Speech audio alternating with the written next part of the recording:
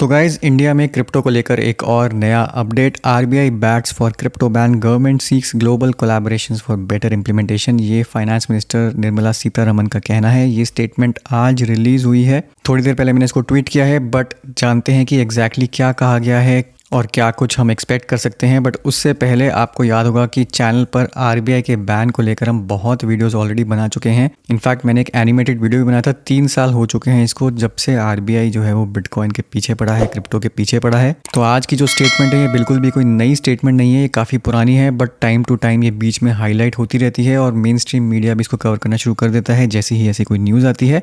तो बिल्कुल भी पैनिक मत होइए, क्योंकि ये सिलसिला काफ़ी टाइम से चल रहा है, काफ़ी सालों से चल रहा है और इसमें कुछ नया एडिशन नहीं किया गया है। तो इकोनॉमिक टाइम्स का आज का ये आर्टिकल है, RBI wants crypto ban, government needs global support for regulation. But ये आर्टिकल किस पे बेस किया गया है? ये लोकसभा में क्वेश्चन आंसर सेशन हुआ था, उसका यहाँ पे पीडीएफ है। लोकसभा क्वेश्चन आप देख सकते हैं।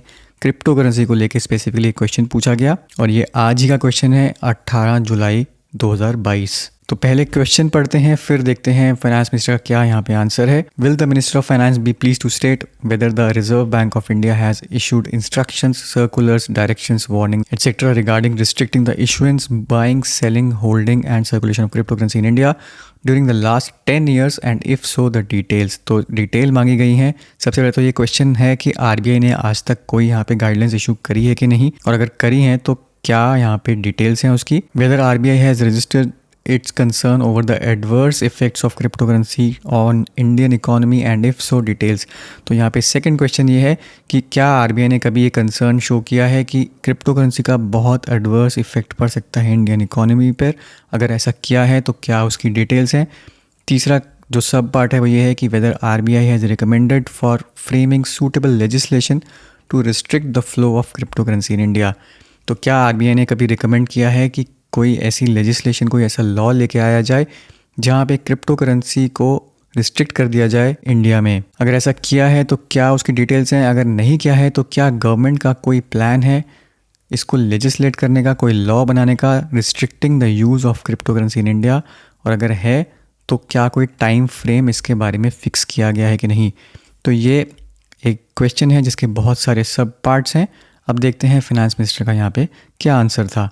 तो ए टू ई जितने क्वेश्चंस पूछे गए सबका एक ही यहाँ पे आंसर है। आंसर है yes sir, RBI has been cautioning users, holders and traders of virtual currencies by public notices. जब पब्लिक नोटिसेस यहाँ पे डाले गए 2013 से 2017 में, जो भी पब्लिक नोटिस आरबीआई ने पब्लिश किए उनकी यहाँ पे डिटेल्स हैं कि जहाँ पे यूज़र्स को कॉशन किया गया, होल्डर्स को, ट्रेडर्स को, वर्चुअल करेंसीज को लेकर। और नोटिस का जो मेन मोटिव था वो सिर्फ ये बताना था कि वर्चुअल करेंसी से associated potential economic, financial, operational, legal, customer protection और सिक्योरिटी रिलेटेड क्या रिस्क हैं। आरबीआई ने एक और सर्कुलर पब्लिश किया था यहाँ पे 2018 में, जहाँ पे प्रोहिबिट कर दिया गया था रेगुलेटेड एंटिटीज़ को वर्चुअल करेंसीज में डील करने के लिए। और यही चीज़ आपको मालूम है कि काफ़ी कुछ हुआ था यहाँ पे। आरबीआई ने जब बैन कर दिया था बैंक्स को और बाद में वो सुप्रीम कोर्ट की वजह से यहाँ पे बैन जो है वो रिवोक कर दिया गया। तो ये कुछ अभी तक आरबीआई ने यहाँ पे किया है और यही चीज़ यहाँ पे भी मेंशन्ड है कि सर्कुलर जो है वो रिवोक कर दिया गया था सुप्रीम कोर्ट का मार्च 4, 2020 को।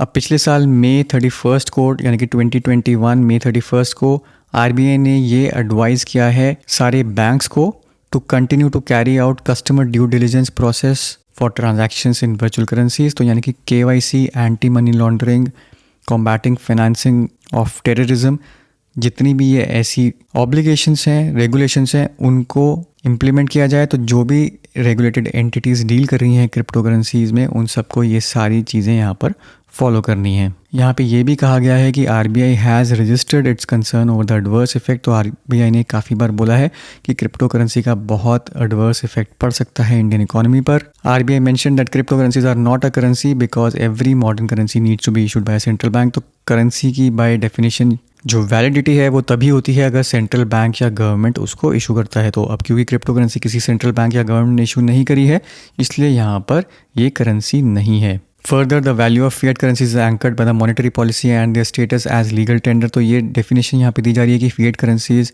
को कैसे वैल्यू मिलती है और क्रिप्टो करेंसीज को क्यों वैल्यू नहीं मिलती। रीज़न बीइंग कि crypto currencies rest solely on the speculations and expectations of high returns that are not well anchored, so it will have a destabilizing effect on the monetary and fiscal stability of the country. अब इन सारी चीज़ों को ध्यान में रखते हुए जो final view है आरबीआई का, और जिसको फाइनेंस मिनिस्टर यहाँ पे सपोर्ट भी कर रहे हैं, वो ये है कि इन view of the concerns expressed by RBI on the destabilizing effect of cryptocurrencies on the monetary and fiscal stability of the country, RBI has recommended for framing of legislation on this sector. RBI is of the view that cryptocurrencies should be prohibited. तो RBI का यहाँ पे clear cut view है कि crypto currencies को prohibit कर दिया जाए पूरी तरीके से या फिर बैन कर दिया जाए। अब यहाँ पे सबसे इम्पॉर्टेंट चीज़ ये है कि आरबीआई को भी ये चीज़ समझ में आती है, गवर्नमेंट को भी ये चीज़ समझ में आती है कि एक कंट्री का बैन करने का यहाँ पे कोई फ़ायदा नहीं होगा, क्योंकि उन्होंने यहाँ पे क्लियर कट कहा है crypto currencies are by definition borderless and require international collaboration to prevent regulatory arbitrage. Therefore, any legislation for regulation for banning can be effective only after significant international collaboration on evaluation of the risks and benefits and evolution of common taxonomy and standards.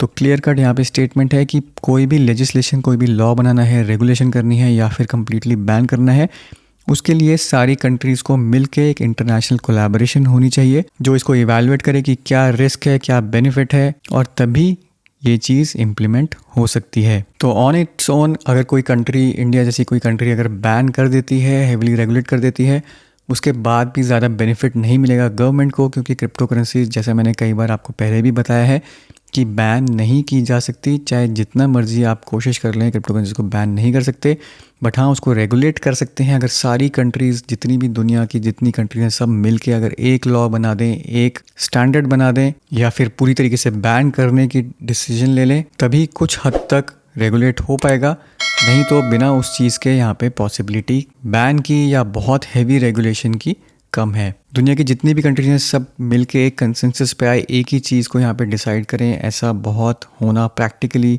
मुश्किल है, impossible है। होता हमेशा यहाँ पे यही है कि गवर्नमेंट अगर ऐसे स्टैंड ले लेती है तो जो रेवोल्यूशनरी टेक्नोलॉजी जो आई है मार्केट में उसको मिस आउट कर बैठती है, लोग उसके कारण सफ़र करते हैं, और जितने स्टार्टअप्स उस पर काम कर रहे होते हैं वो डेफिनेटली मूव आउट हो जाते हैं किसी और कंट्री में या कहीं और ऐसी जगह जहाँ पे उनको एक पॉजिटिव एनवायरनमेंट मिलती है। तो अनफॉर्चुनेटली यही एक रिग्रेसिव स्टांस है अभी तक इंडियन गवर्नमेंट का भी, आरबीआई का भी, जो लॉन्ग टर्म में किसी को हेल्प नहीं करेगा।